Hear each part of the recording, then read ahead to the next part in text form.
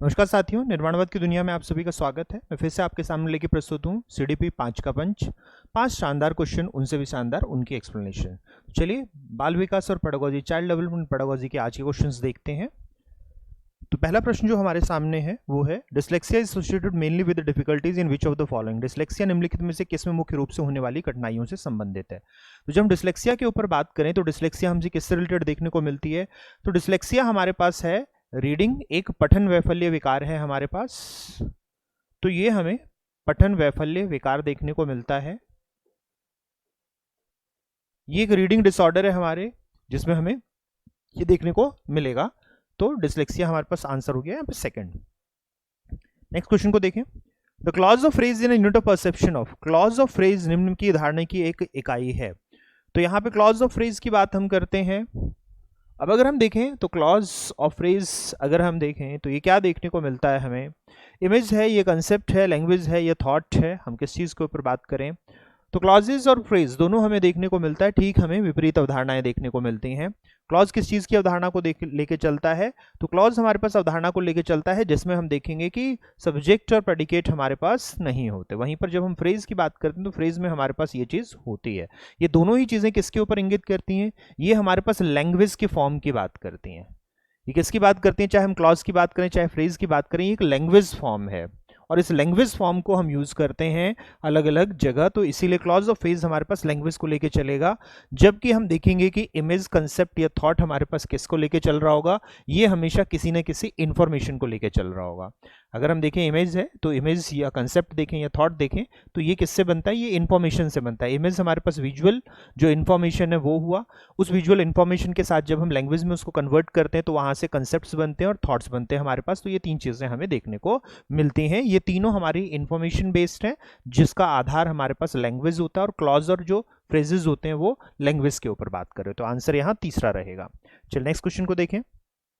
Which method is most suitable to study communication process among students? छात्रों के बीच संचार प्रक्रिया का अध्ययन करने के लिए कौन सी विधि सबसे उपयुक्त है। हमें कम्युनिकेशन प्रोसेस को भी करना है, संचार प्रक्रिया को करना है, यानी लोग आपस में कम्युनिकेट कर रहे हैं, एक दूसरे के साथ संप्रेषण कर रहे हैं, उसका हमने अध्ययन करना है।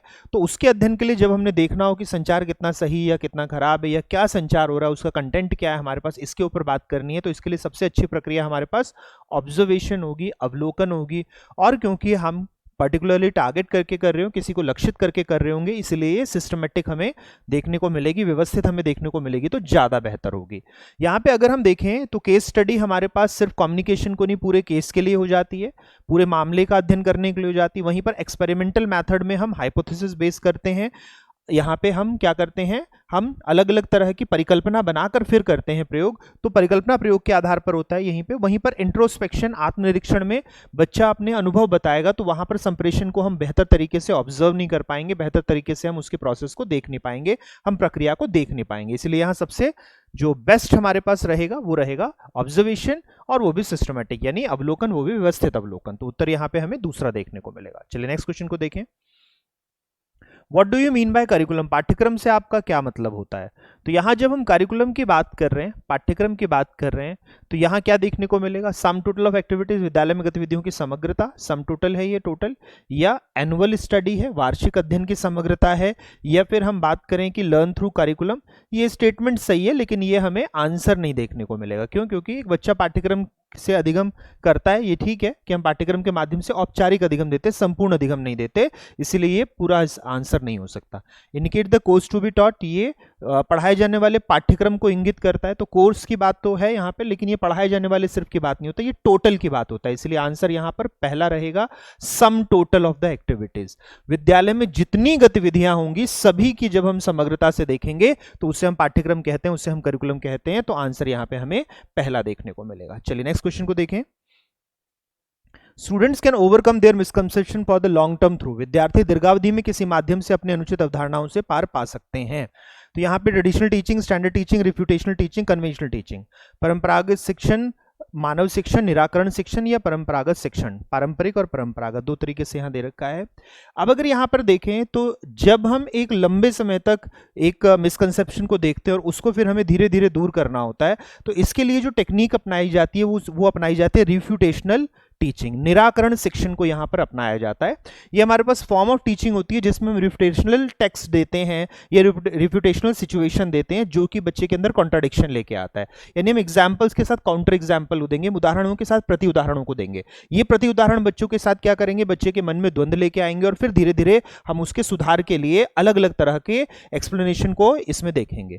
तो यहां हमें पर्टिकुलरली क्या देखने को मिलेगा, हम धीरे धीरे निराकरण करते हैं, तो इसलिए इसमें क्या होता है, इसमें हमें एक दीर्घावधि लगती है, एक हमें इसमें लॉन्ग टर्म लगेगा और फिर उसके माध्यम से हम अवधारणाओं को करेक्ट कर पाएंगे। तो यहां पे आंसर हमें क्या देखने को मिलेगा, आंसर यहां तीसरा देखने को मिलेगा जिसे हम रिफ्यूटेशनल टीचिंग कहते हैं। ये रिमीडियल टीचिंग से अलग होता है। रिमीडियल टीचिंग हमेशा फॉर्मेटिव तौर पर दी जाती है और बच्चे को उसी अधिगम के दौरान करवाई जाएगी, जबकि ये एक ऐसी अवधारणा है जो बच्चा पहले से गलत बना चुका है। इसके लिए हम बड़ी तरह के मिसकंसेप्शन विद इन सोसाइटी देखते हैं, समाज में बहुत सारी तरह की हम अवधारणाएं देखते हैं। जैसे कि अगर हम कहें बच्चे की रूढ़ी बनी हुई है, अगर एक बच्चे की रूढ़ी बनी हुई है कि लड़कियां ऐसी होती हैं, ये लड़के ऐसे होते हैं, ये एक रूढ़ी बनी हुई है, तो अब ये लंबे समय से बनी हुई है और समाज इसका अनुकरण कर रहा है, समाज इसको सही या गलत के रूप में पहले से लेके चल रहा है। अब हमें इसे सुधार करना है, तो यहां पर रेमेडी नहीं होगी, यहां पर रिफ्यूटेशनल चीजें होंगी, यहां निराकरण हमारे पास शिक्षण दिया जाएगा जब हमें किसी एक रूढ़ी को हटाना है, जब हमने परंपरागत रूप से रूढ़ी को हटाना है, तो यहां पर रिफ्यूटेशनल टीचिंग दी जाएगी।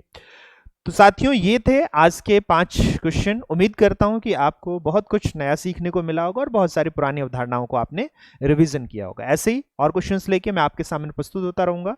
अगले कक्षा में फिर आपसे मुलाकात होगी। जितने साथी इस वीडियो को देख रहे थे आप सभी का धन्यवाद। फिर मिलते हैं साथियों, नमस्कार।